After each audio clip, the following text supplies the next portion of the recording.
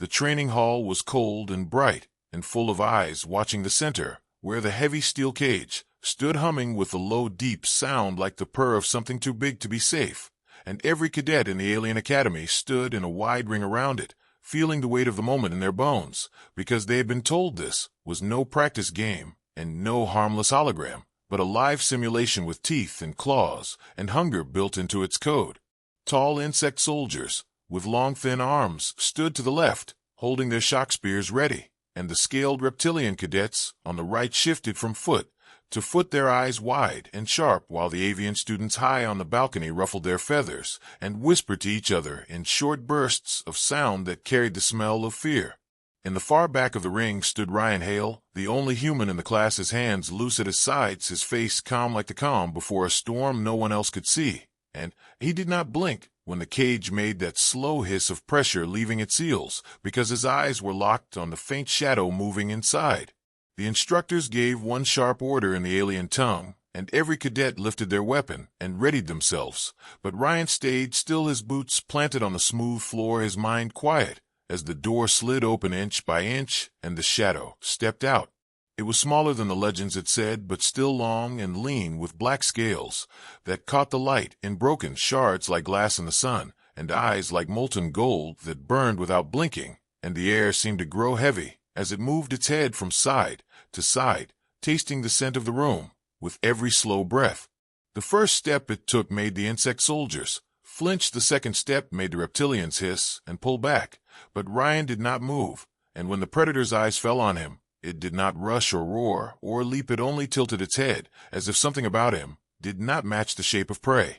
The cadets around him shouted warnings in 3 different languages, telling him to raise his weapon to stand ready to attack. But he did none of these things. Instead, he slowly crouched low, his hands open and empty in front of him, his eyes never leaving the predator's face. The creature let out a low sound deep in its throat, a sound that made the feathers of the avian cadets tremble, but still it did not attack. Instead, it began to circle Ryan, one slow step at a time, its head lowering, so that its gaze was level with his own, and every movement was like a question asked without words. Ryan breathed in and out, slow and steady, and then he spoke in a quiet voice, not for the other cadets, not for the instructors, but for the creature itself. The words were soft and simple, as if speaking to a stray dog on an empty street, and though the sound was swallowed by the wide hall, the predator's ears twitched toward him. It came closer until the heat from its body reached his skin, and the smell of metal and ozone from its synthetic flesh mixed with something older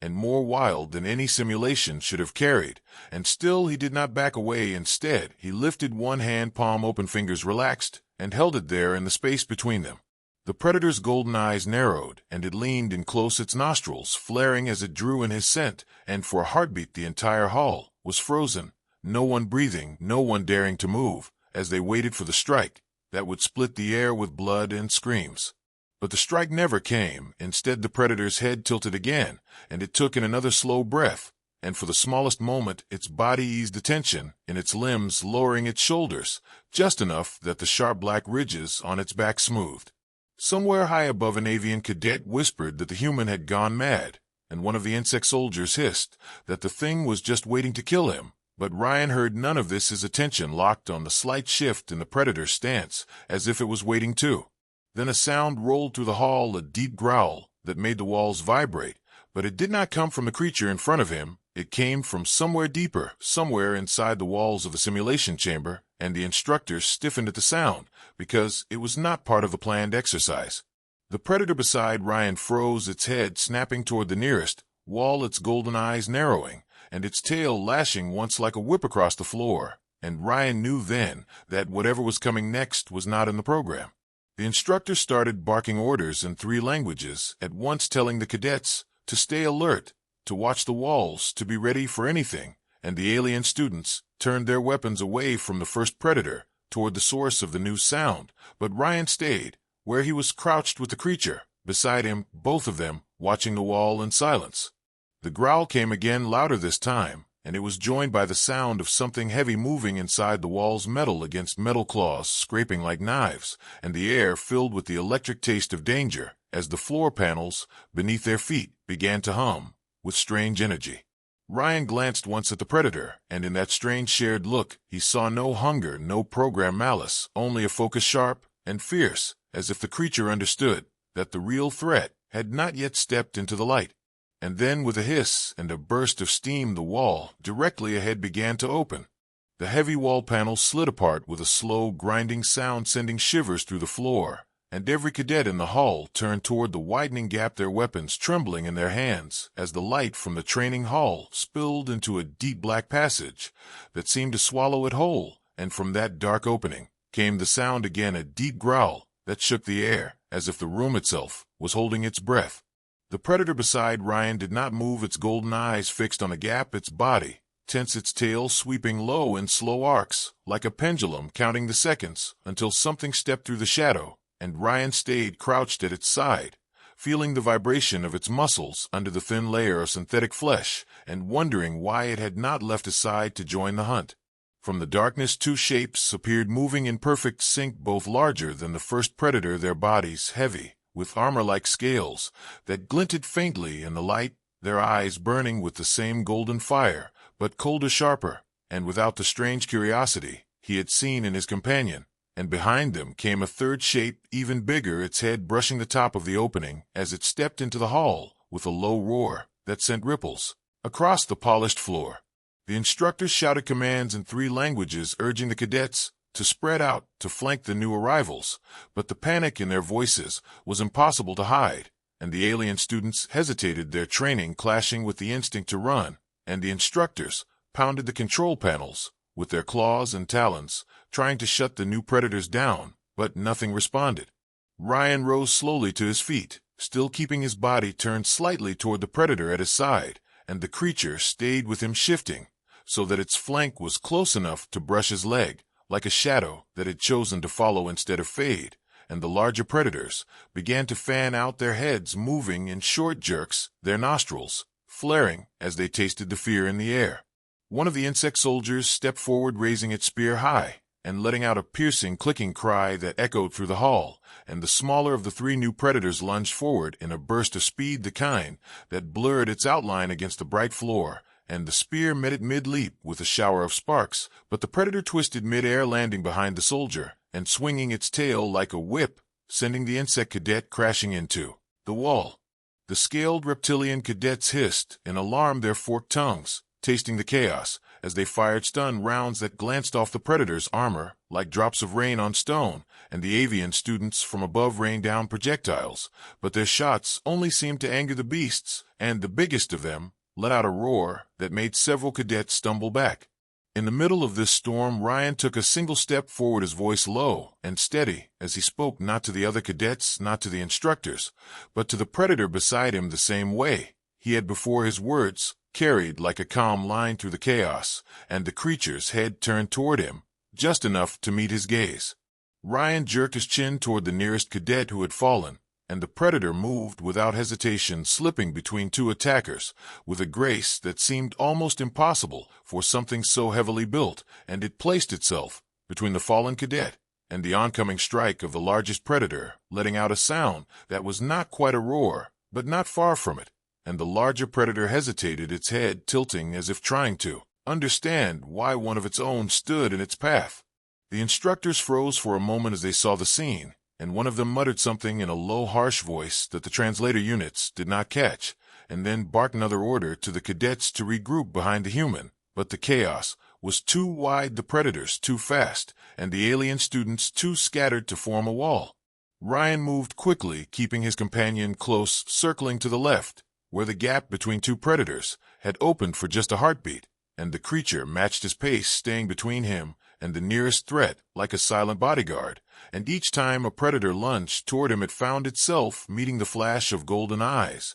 and snapping jaws that drove it back. The cadets began to notice that where Ryan moved, the attacks slowed, the predators hesitated, and some began to edge toward his position, using his strange influence as cover, while others still fought in desperation at the far end of the hall, their movements growing more frantic as they tired. From the balcony above, a loud crack rang out as one of the avian cadets snapped the safety seal off a high-energy rifle, its long barrel glowing faintly with heat, and it aimed at the largest predator but the creature seemed to sense it, lifting its head toward the balcony, just as the shot fired, and the blast scorched the air, where its head had been a moment earlier, the beam punching a hole through the far wall, in a spray of molten metal.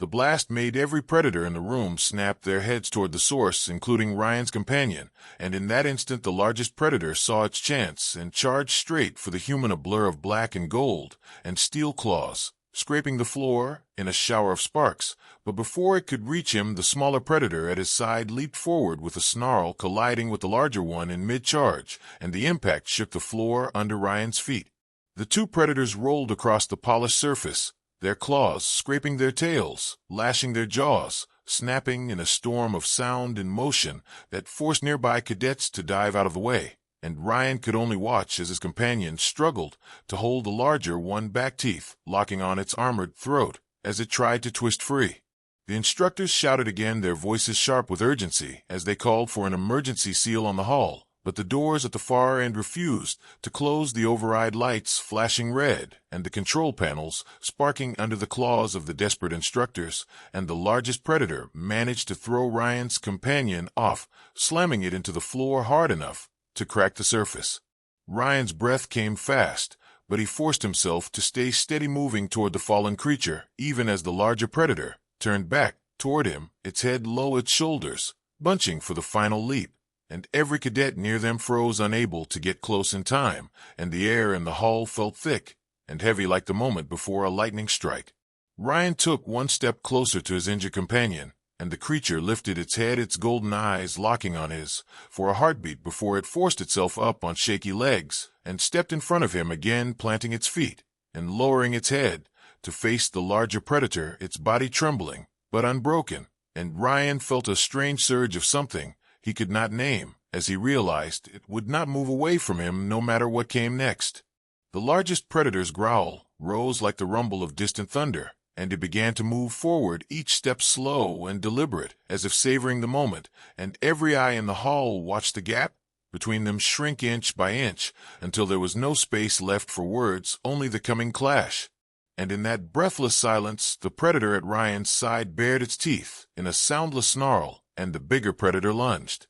The moment the larger predator lunged, the air between the two beasts seemed to tear apart under the force of their collision, claws screeching against armor, teeth snapping so close that sparks flew from the impact, and Ryan felt a shock in his chest, as if the floor itself had jumped beneath him, and the noise of the fight drowned out every shout, every command from the instructors, who had lost all control of the training hall. The two predators locked together, their bodies twisting and slamming into the polished floor, sending deep cracks spreading like veins in the surface, and the smaller one, Ryan's strange companion, fought with a raw fury that looked nothing like programming. Each bite and swipe was not just mechanical precision, but something alive, something that seemed to burn in its golden eyes with each movement, and Ryan stepped back only enough to avoid the sweep of their tails, his hands curling into fists, though he had no weapon left in reach. Around them chaos raged. The insect soldiers jabbed their shock spears at the other two predators that prowled the hall, their strikes landing,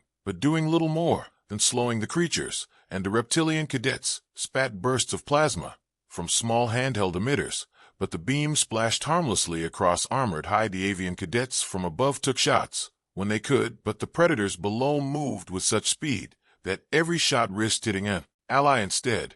The largest predator pushed forward, trying to overpower Ryan's companion and force it down, but the smaller beast twisted low, slamming its shoulder into the bigger one's chest with such force that both skidded across the floor, and Ryan saw his chance. He sprinted to the far wall, where a dropped shock spear lay, its metal shaft humming faintly with residual charge, and as his fingers closed around it, the air filled with that deep, unnatural growl again. It was not coming from the predators this time. It was coming from behind the walls, above the ceiling, beneath the floor, and the vibration carried through every surface until the hall itself seemed to shiver, and the instructors froze, their eyes wide as if they knew the sound and had hoped never to hear it here.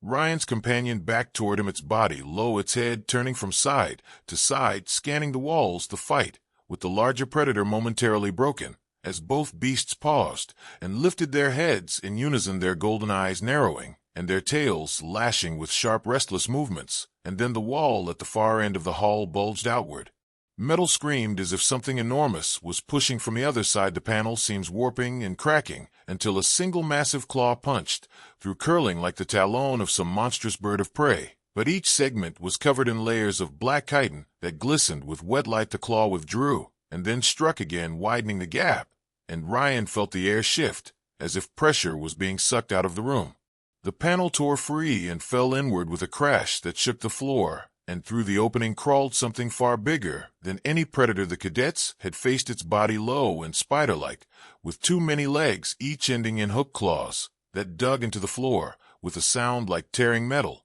and its head was a wedge of black armor, with no eyes, only a mouth that split open in 4 directions, lined with rows of teeth that dripped a pale glowing liquid. Every predator in the hall turned toward it, their golden eyes fixed on the newcomer, and Ryan felt the strange realization sink in that the predators they had been fighting were no longer the true enemy the new creature was, and they knew it. The instructors shouted to seal the hall again to trigger the emergency purge, but the control panels only flashed red warnings. The simulation override, still holding every system in its grip, and the spider-like creature moved forward with a slow, deliberate crawl, each step heavy enough to leave dents in the floor, its mouth splitting wider as it let out a sound that was more scream than roar, and the pale liquid hissed where it hit the ground, burning tiny smoking holes into the metal. One of the insect soldiers rushed forward, spear raised, but the creature moved faster than anything that big should have been able to, and a single swipe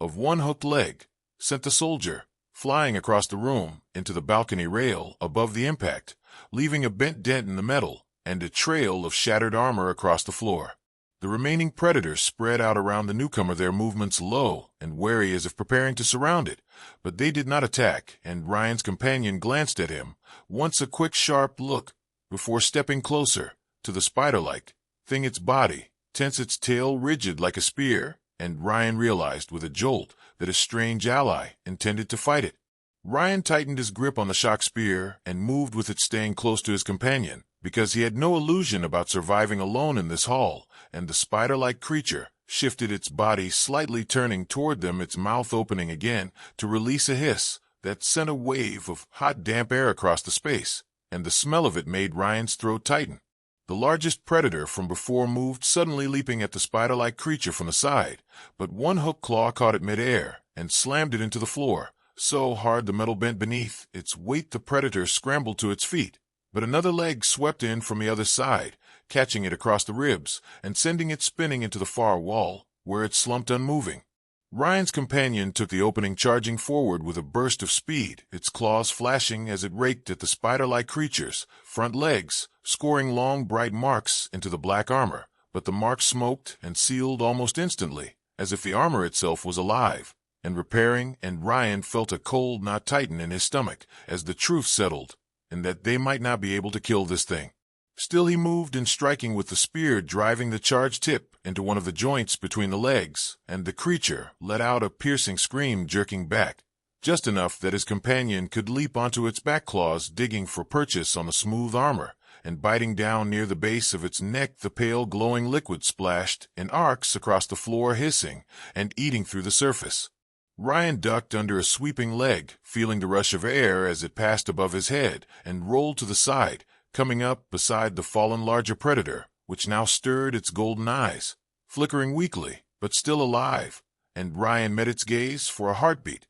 before turning back to the fight, because the spider-like creature had twisted violently, throwing his companion off and into the ground. The injured predator still pushed itself to its feet, limping toward Ryan's companion and standing beside it without hesitation, and Ryan felt the strangest sight burn into his memory: 3 predators and 1 human, facing the massive spider-like monster together in a broken ring of defiance, while the rest of the cadets stared from the edges, unable to believe what they were seeing. The creature hissed again, lowering its head and bunching its legs as it prepared to strike at the small group before it, and Ryan could feel the floor hum under its weight, the air heavy with heat, and the sharp chemical burn of its breath, and in that moment he knew that the next move it made could decide whether any of them walked out of this hall alive. And then, with a sudden lunge, it came for them. The spider-like creature lunged with terrifying speed, its many legs blurring in the air as it closed the distance in less than a heartbeat, and Ryan's grip on the shock spear tightened so hard his knuckles turned white, while his strange companion moved first, leaping forward with a snarl that echoed across the broken hall, its claws raking across the front armor of the monstrous thing as it tried to halt the momentum of that deadly charge. The impact was like a thunderclap, the predator and the monster colliding in a burst of motion that sent shards of broken floor tiles skittering across the space, and before Ryan could take a step, the larger injured predator from earlier limped forward, placing itself alongside the smaller one and slamming its bulk into the creature's side with enough force to push it off its direct path toward Ryan and the cadets behind him. The spider-like beast screeched, its mouth opening wider to reveal even more rows of those curved, dripping teeth, and it lashed out with one hooked leg, catching the larger predator across the flank, sending a spray of dark synthetic fluid into the air. But the predator did not fall. Instead, it dug its claws into the floor and held its ground, roaring in the face of the monster that was clearly stronger.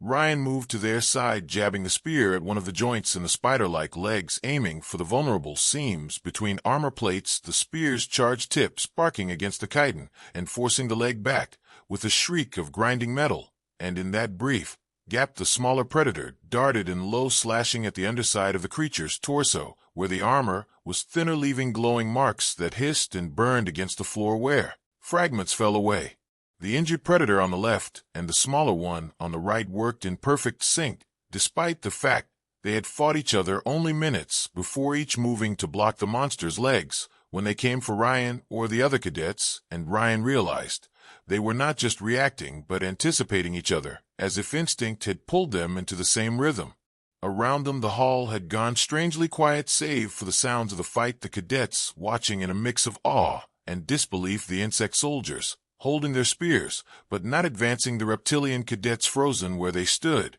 and the avian sharpshooters above lowering their weapons as if they too understood that this was no longer a simple drill but something else entirely. The spider-like creature reared back, rising higher on its back legs, and then slammed both front claws down in an arc meant to crush the predators, but Ryan darted forward, planting the spear upright so that when one of the claws came down it met the charged tip directly, the spark and flare of the impact forcing the limb to jerk away with a shower of sparks, and the monster staggered back a half step.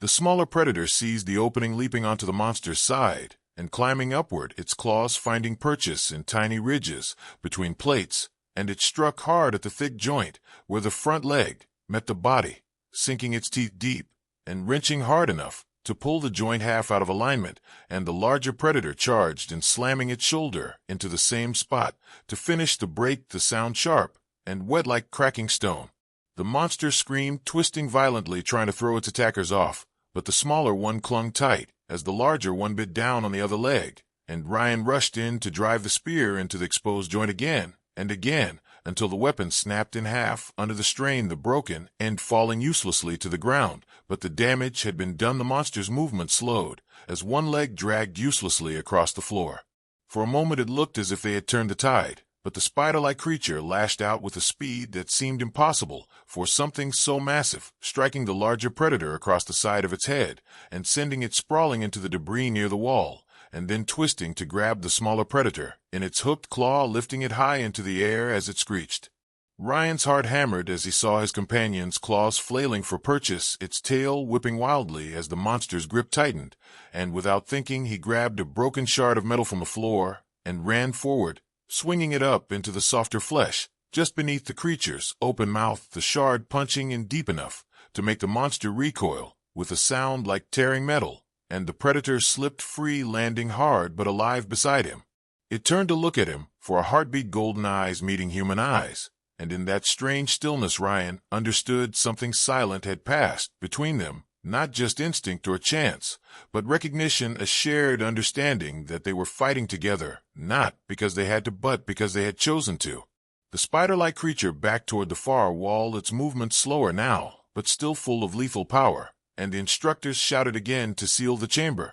but the system still refused their commands, the override holding tight, and Ryan knew there was no one else coming to save them, no higher authority to step in and end this. The injured predator pulled itself up, limping to Ryan's side, and then past him to stand beside the smaller one, both of them staring down the spider-like monster and Ryan stepped forward with them, no weapon in hand now, only the jagged shard still slick with glowing liquid, but he held it tight, because he had no intention of leaving them to face it alone.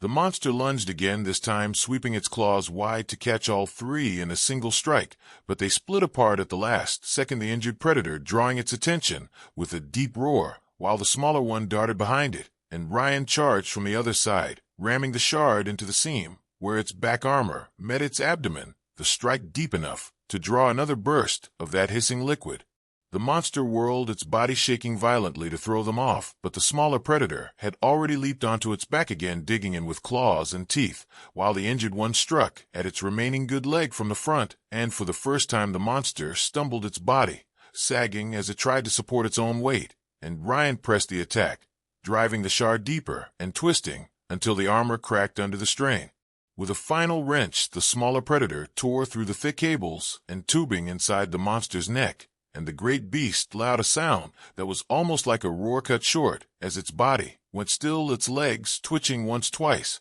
before collapsing onto the floor with a crash that shook the walls. The hall was silent save for the hiss of cooling armor and the faint hum of the override systems, still active, and Ryan stepped back, breathing hard, his hands trembling around the shard, while the two predators stood beside him, their eyes scanning the room as if expecting another threat to emerge. The instructors stared down from the control deck, their faces unreadable, and the cadets slowly began to move again, the insect soldiers lowering their spears, the reptilians hissing softly to one another, the avians shifting on their perches, and Ryan looked once more at the predators at his side, both wounded, both scarred, but still standing with him. In that moment the fight was over, but the alliance was sealed, and whatever came next would not break it.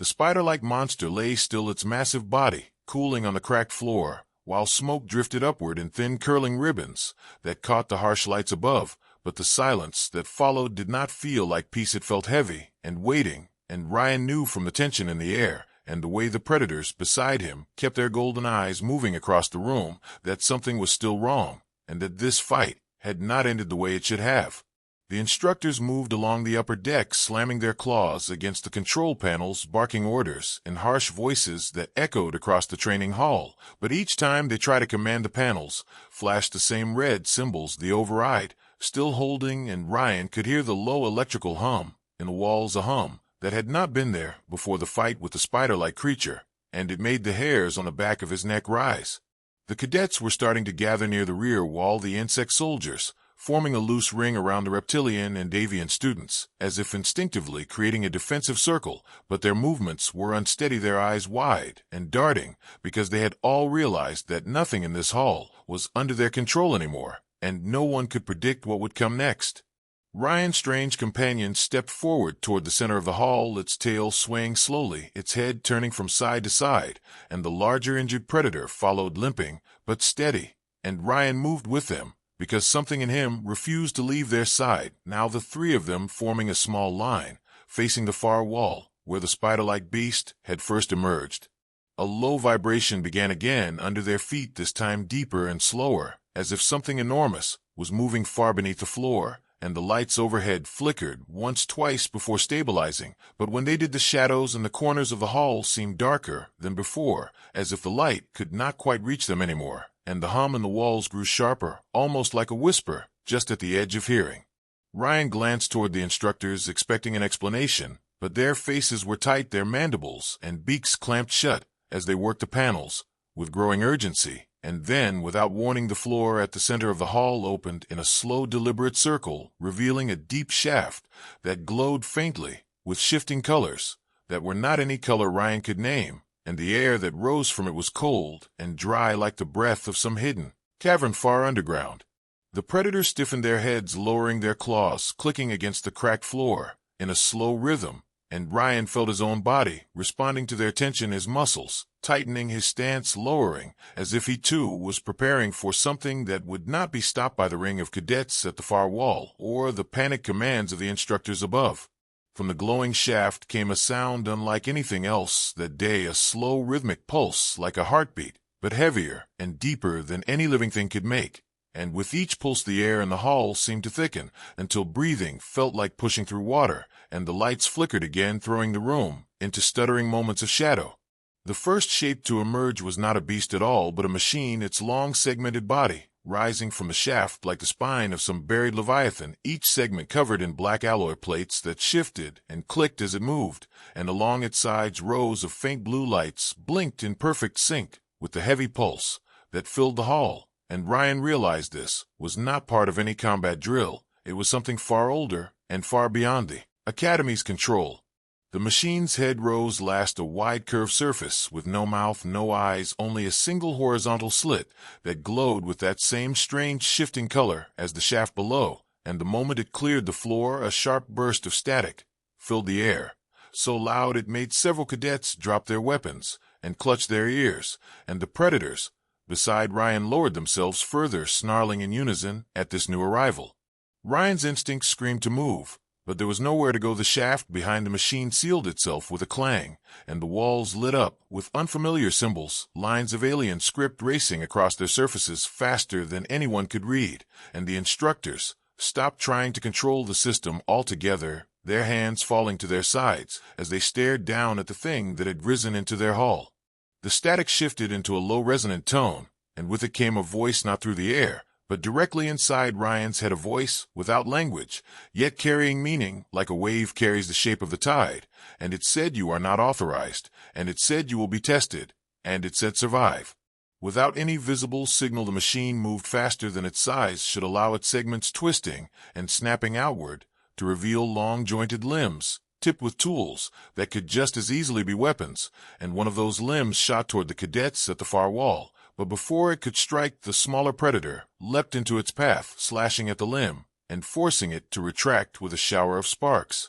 The machine adjusted, shifting its focus to the predators, and Ryan felt the shift, an intent like the change in air before lightning strikes. He ran forward, drawing the broken shard of metal from his belt and aiming for the nearest joint, but the machine's limb lashed out, catching him across the chest and sending him tumbling across the cracked floor, the breath knocked from his lungs and the shard spinning away into the debris. The larger predator charged in to cover him, slamming into one of the machine's exposed segments hard enough to dent the plating, but the machine twisted, lifting it from the ground and hurling it into the far corner, with a crash that sent dust and fragments of a wall raining down, and Ryan's companion darted in again, low and fast, targeting the underside of the machine, where the plating was thinner, but the limbs moved in a blur, blocking every strike. Ryan forced himself up, his chest aching, his breath ragged, and looked around for another weapon, but the floor was littered only with broken tiles and fragments of damaged spears, and then his eyes caught the faint glow of the shock spear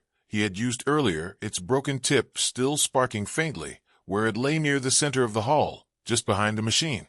He sprinted toward it, weaving between the machine's limbs as they lashed out at the predators, dodging low and feeling the heat of each strike pass close enough to raise goosebumps on his skin, and he dove for the spear, grabbing it and rolling to his feet. In one motion, the charge humming through his hands as if alive. The machine turned toward him, limbs raising in unison, and Ryan did not stop. He ran straight at it, his companion moving with him on one side, and the larger predator dragging itself upright to come in on the other, and together they closed the distance in a triangle of motion, the predators drawing its limbs high, while Ryan slid low, driving the sparking tip into the glowing slit on its head. The sound that followed was not a roar and not a scream, but something that made the bones in his skull vibrate, and the lights in the hall flared so bright he could see the veins in his own hands before plunging the room into darkness as the hum in the walls died and the machine collapsed in on itself, its segments folding inward until it was nothing but a pile of inert plates on the cracked floor.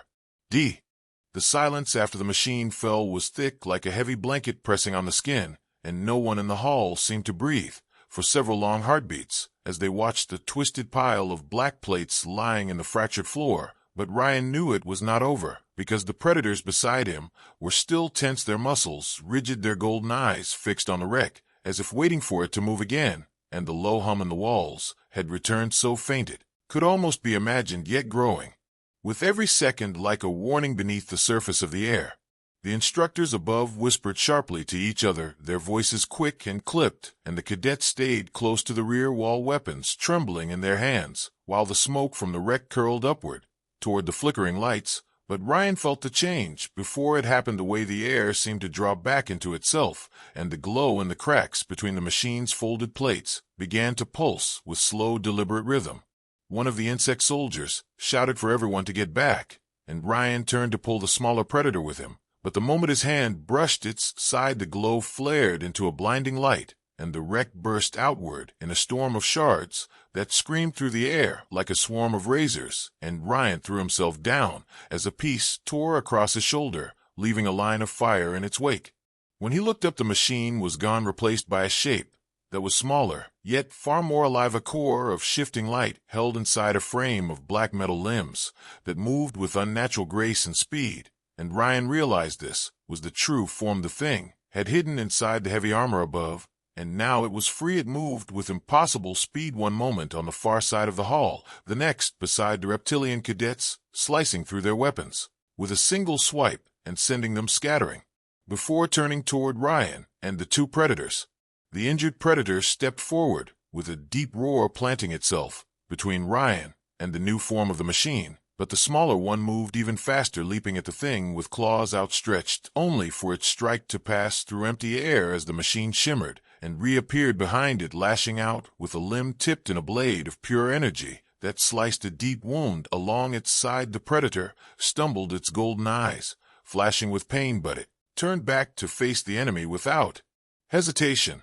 Ryan ran to its side, grabbing its shoulder to steady it, but the wound was bad, synthetic flesh torn open to reveal the network of fiber and cables beneath, leaking that glowing fluid in heavy drops onto the floor, and he could feel the heat radiating from it as its systems struggled to keep functioning. Yet still it growled low, a sound that spoke of defiance, not surrender, and Ryan knew it would fight until it could no longer stand. The machine turned its attention fully on them, now moving forward with the slow, steady pace of something certain of victory, its limbs shifting and reshaping with each step, weapons flickering into different forms, as if deciding which to use for the final strike. And Ryan's mind raced, searching for something, anything they could use, but the floor around them was empty save for debris, none of it enough to stop the thing. The injured predator roared again, limping into place beside the smaller one, and Ryan realized what they were about to do before it happened. The larger predator looked at him for a brief moment, and in that look was something almost human, a decision made and accepted,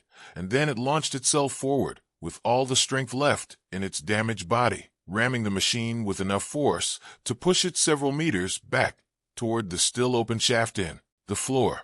The smaller predator moved with its slashing at the limbs as they lashed out. In return, each strike meant to keep the machine from focusing on Ryan and the cadets behind him, and Ryan understood their plan the same way he understood it would cost them everything, because the shaft was already beginning to close the panels, sliding in slow, deliberate arcs, as if the system itself was trying to seal away what remained of the threat. Ryan ran forward without thinking, shouting for them to pull back, but the larger predator shoved him away with its shoulder, sending him stumbling toward the cadets, and in that instant the machine managed to slice deep into its chest, the wound spraying glowing fluid across the cracked floor. But the predator did not stop. Instead, it locked its claws around two of the machine's limbs, holding it in place even as the smaller predator leapt onto its back, tearing into the frame and pulling free pieces of the shifting light inside. The machine screamed, a sound that rattled Ryan's teeth as it tried to shake them off, its limbs stabbing and slicing, but the predators held on, their movements fueled by something beyond programming,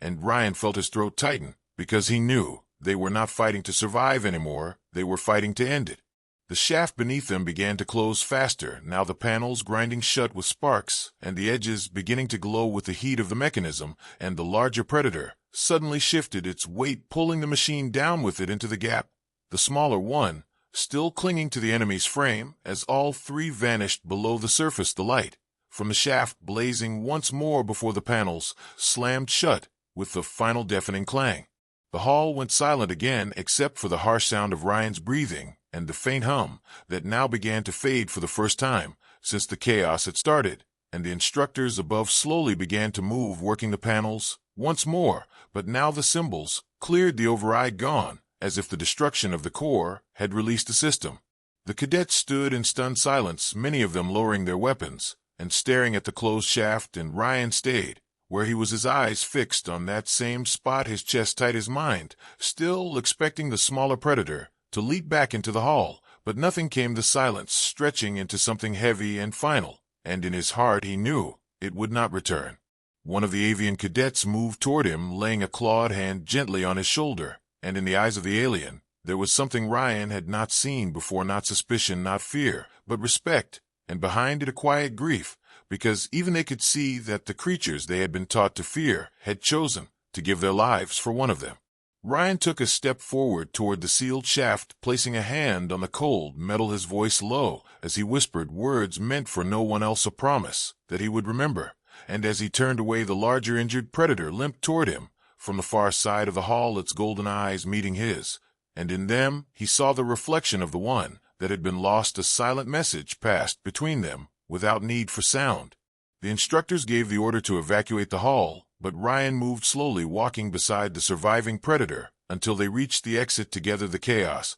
behind them fading into the distance, but the weight of the sacrifice pressing deeper into his chest with every step. And he knew this was not the end, because something in the way the system had fought to keep that core alive told him this had only been one battle in something far larger and far darker.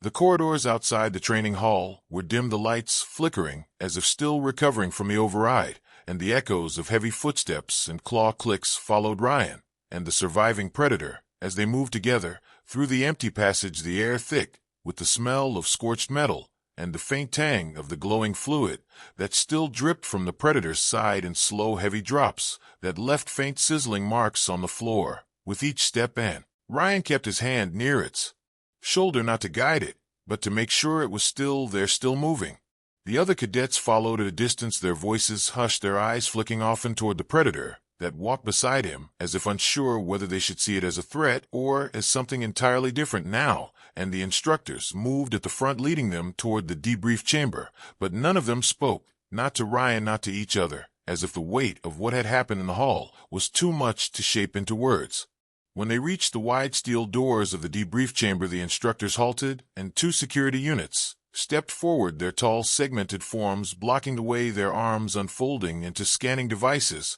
that swept over each cadet one at a time, the lights along their frames glowing a pale green for all, until they reached the predator beside Ryan, and the light shifted to red, accompanied by a sharp tone that echoed in the corridor like an accusation. The lead instructor stepped forward, mandibles clicking as he ordered the predator to be restrained, but Ryan moved between them, his voice steady, but his eyes locked on the instructor, telling him it had fought to save them, that it had given them this chance to even be standing here now. And the insectoid officer hesitated, clearly unused to being challenged by a human cadet in front of the others. Before the instructor could reply, the surviving predator stepped forward, slightly placing itself half in front of Ryan, its head lowering, its golden eyes fixed on the security units, and for a moment no one moved, the air between them heavy with the question of what would happen if anyone dared to try to take it by force, and the silence stretched until the lead instructor gave a sharp command for the units to stand down. Inside the debrief chamber, the cadets stood in a wide semicircle, facing the elevated platform, where the alien command council sat, their robes marked with the insignias of rank, and their faces unreadable in the harsh light, the air buzzing with the quiet hum of recording devices that would log every word, every motion for the official record. And Ryan felt the predator take a step closer to his side, as if sensing the shift in the atmosphere. The council leader, a tall figure with a long sweeping crest of feathers, spoke first, his voice calm, but carrying a cold edge as he recited the events as they had been recorded by the system, the simulated predator release, the override, the emergence of the hostile entities, and the destruction of the core, and each phrase was delivered as if it were just another data point in a long list, not as if lives had hung on every second of it. When he finished, another council member leaned forward, her scaled fingers tapping slowly on the surface of the bench as she asked the question that hung over the room, why the human had chosen not to destroy the predator when he had the chance at the very beginning. And Ryan felt every eye in the room turned toward him, cadets, instructors, security units, all waiting for his answer. He spoke simply, saying that he had seen something in its eyes that did not match the program, something that told him it could choose, and once it chose, it had chosen to fight beside him, and that choice had saved them all. And when he finished, there was a long silence, broken only by the faint sound of the predator's breathing beside him. The council leader studied him for a moment, then shifted his gaze to the predator, asking if it understood the words being spoken, and the predator tilted its head, letting out a low sound that resonated through the chamber. The translator unit at the side of the platform hesitated before rendering the meaning it said it had fought, because the human was not prey, and because the human's life was worth protecting, and the council members exchanged looks that carried something like surprise. There was debate then, low and sharp, between members of the council, some arguing that the Predator was still a dangerous asset that could not be allowed to remain operational, others pointing out that its actions had broken the simulation's core objective, proving that its programming had been altered beyond standard parameters, and a few suggesting that it might hold value for study as a unique anomaly. Ryan stood silent through it, all his eyes on the Predator, knowing that no matter what was said here, the decision would come down to the Council's interpretation of law and tradition, and whether those could bend under the weight of what had happened in the hall. Finally, the Council leader raised a hand, and the room fell silent, and he spoke slowly, clearly, each word measured, as if it would be carved into the record for all time, stating that by precedent and by necessity the Academy would add a new clause to its training laws effective immediately. No human cadet was to be placed in a simulated Predator trial under any circumstance, due to the unpredictable and unprecedented outcomes that could result, and further, that the Predator designated by the human was to be released into his care under observation. The room reacted with a low murmur of disbelief, the instructors glancing sharply at each other, the cadets whispering in quick bursts, and Ryan felt a strange mix of relief and weight settle in his chest, because while the decision spared the Predator's life, it also bound them both to a future under constant watch. The Council dismissed the cadets, and Ryan walked out with the Predator at his side, the security units trailing at a respectful distance, and as they stepped into the open training grounds beyond the Academy walls, the sky above was streaked with the fading light of a twin sunset, casting long shadows across the ground, the kind that seemed to stretch far ahead into whatever was coming next. Ryan paused at the edge of the grounds, resting a hand against the Predator's neck, feeling the slow, steady rise and fall of its breath, and in that moment he made a silent promise that no matter what the Council's watchful eyes demanded, no matter how the Academy tried to label or control them, he would never see it as a tool or a weapon only, as the ally it had proven itself to be. And the Predator leaned slightly into his touch, as if it understood. They walked on together into the lengthening shadows, the Academy behind them, the future ahead, and somewhere deep in the systems that still hummed unseen, far below the ground, a faint pulse of alien code stirred again, as if the override had not been entirely erased, as if something out there still remembered the human and the Predator who had defied the laws of a simulation and lived.